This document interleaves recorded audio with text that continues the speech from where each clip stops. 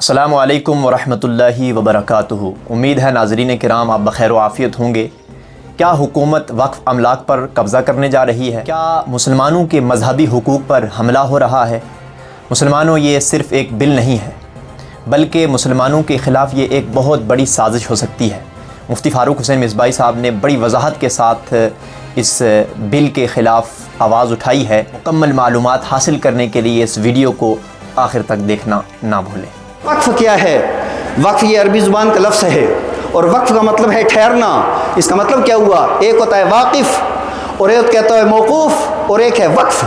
وقف کا مطلب ہوتا ہے وہ پراپرٹی جس کو واقف یعنی کوئی آدمی دینے والا اس پراپرٹی کو اللہ کے لیے دے دے۔ یعنی کیا مطلب ہوا؟ بہت سے ہندوستان کے اندر اس طرح کے لوگ ہیں کہ وہ کروڑوں روپے کی پراپرٹی ان کے پاس ہے، لاکھوں روپے کی پراپرٹی ہے۔ الحمدللہ اس وقت بھی مسلمان ایسے ہیں، پہلے بھی تھے۔ اب وہ کیا کرتے ہیں کہ ان کو اولاد نہیں ہوتی تو وہ چاہتے ہیں کہ میری یہ ساری کی ساری پراپرٹی فلاں مسجد کے نام، میری یہ ساری پراپرٹی فلاں قبرستان کے نام، میری یہ پراپرٹی فلاں خانقاہ کے نام، میری یہ پراپرٹی فلاں مدرسے کا نام۔ اس کو وقف کہا جاتا ہے۔ اور وقف کا مطلب ٹھہرنا، اور ٹھہرنے کا مطلب کیا ہوا؟ یعنی جو چیز موقوف ہوتی ہے، جو چیز وقف کر دی جاتی ہے، تو اب جس چیز کو وقف کر دیا جائے تو اب اس کے اندر نہ وراثت جاری ہو سکتی ہے، نہ رہن جاری ہو سکتا ہے، نہ اسے عاریتاً کسی کو دیا جا سکتا ہے، نہ اس کے اندر تغیر و تبدل ہو سکتا ہے۔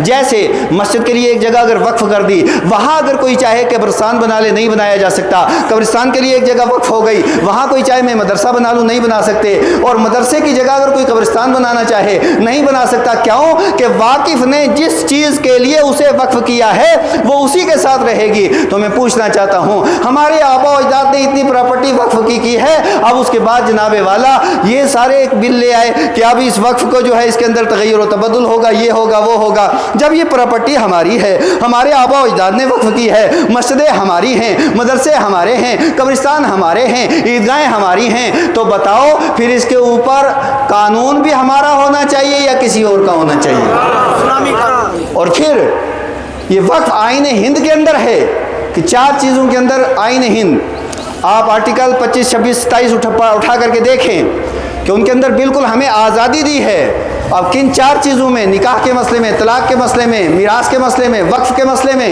اب اس تعلق سے اگر اس طرح تغیر و تبدل کریں گے، اس سے ملک آگے نہیں بڑھے گا، ملک ترقی نہیں کرے گا، اور یہ انتشار ہوگا۔ اور جب انتشار ہوتا ہے پھر تباہی ہوتی ہے، بربادی ہوتی ہے، اس کے بعد انقلاب آتے ہیں۔ تو ہم چاہیں گے کہ یہاں بھائی چارہ قائم رہے، ہم چاہیں گے قانون کی بالادستی رہے، ہم چاہیں گے آئین کی بالادستی رہے، ہم چاہیں گے امن و امان رہے، ہم چاہیں گے بھائی چارہ رہے، ترقی کرے، لیکن اس کے ساتھ ساتھ یہ بھی چاہیں گے کہ مسلمان عزت کے ساتھ سر اٹھا کر کے ملک کے اندر رہے۔